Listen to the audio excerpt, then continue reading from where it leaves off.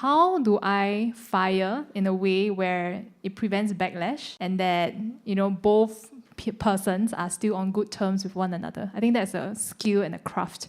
Any ideas on that? Okay, I'll go first. So maybe this is easier for me because I'm currently in this position now. I see. So I have a candidate. This morning, is it? No, not this morning. So basically, we hired this finance person. As a person, she's very lovable, she has grit, she's very resilient, and she's very bubbly. But from a job perspective, she's not competent. Yeah, so it is honestly a difficult fire to do because you like the person, but as a leader of organization, it doesn't work out. Yeah, so basically what I do is when I want to fire her, because technically a clean cut would be pay you 1 month, fire, and that's it. It's a clean cut. But technically we don't want a clean cut, we want a happy ending. And so typically what I do is, hey, I'm so sorry that this didn't work out.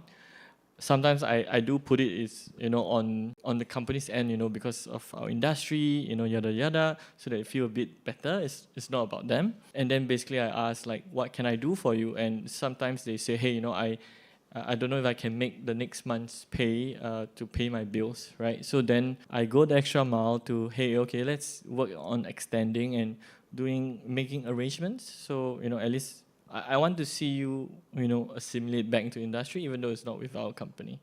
And that's a small thing, but hopefully it goes a long way. Wow, that's a really good one. So care from them as individuals, but talk about their performance objectively for the company and how they are not a good fit. Yeah, right? Yeah, well done. How about Stefan? Any nice tips you can give us? I resonate with Sanee. This being said, if this staff of mine is not performing, he or she will know that too, isn't it? He or she will find it a torture and a pain to come to work, going for event setup and whatnots, right? 心知肚明 in Chinese, right? She would know, he or she would know. So when we have that conversation, it's not going to be incredibly long nor painful. Be human about it. Say, this is not the place, obviously this is not the job that you want to be because it's so difficult for you. So perhaps let's explore other pastures.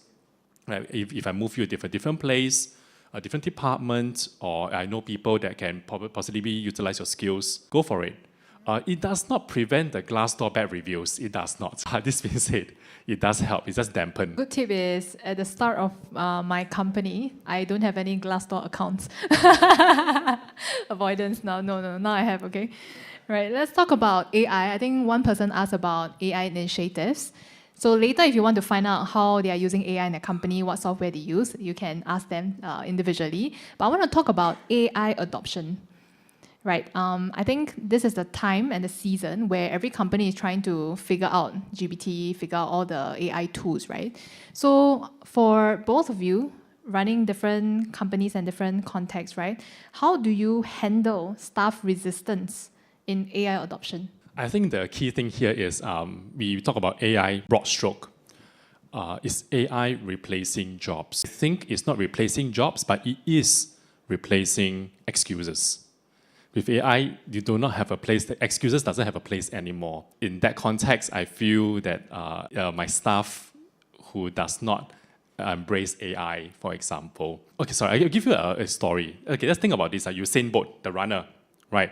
Think of Usain Bolt, fastest man on earth as my generation, as a sprinter. He's always sprinting. AI is always sprinting. If you jog, you can see Usain backside, but quite far away. But you're still keeping pace, right?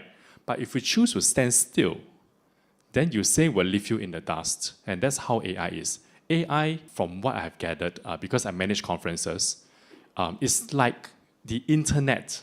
Can you imagine you do not have internet now? You don't know how to use the internet. Can you survive? Somewhat yes, but most part no. So that's how I look at AI. Great point. I love the Usain Bolt example. Examples of a great communicator using analogy, right? One skill of a leader, good leader. How about you, Sanee? I would say in today's context, AI very much essential. The culture or the sentence that I go about in our company every day is, let's spend our time doing the actual smart work and let's give AI a chance to do the stupid work for us. And when you don't even like doing that. And that's how I try to bridge it. But let's face the reality. I have designers, and then they will be like trying to prompt like Midjourney or like Meta or to get the exact design right, and then like they probably tried like for 4 hours, and then they didn't get it, and you say, boss, this AI no good lah. Confirmation bias.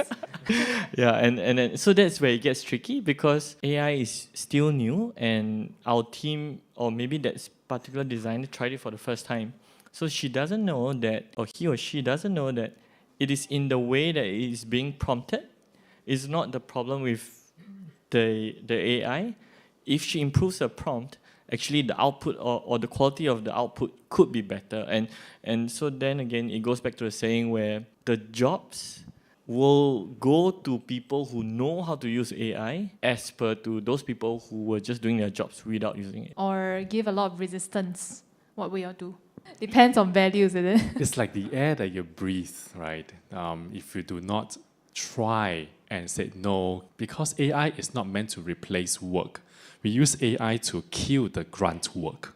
That's what we do, right? Then we over-invest in the experience that only humans can deliver, which is taste, which is judgment, partnership. Thankfully, in my line of work, just because we do use AI and we see how much time can be cut, can be reduced by using AI, I think everyone's mostly on board lah. So you show by proof and track record. Yeah. Yeah.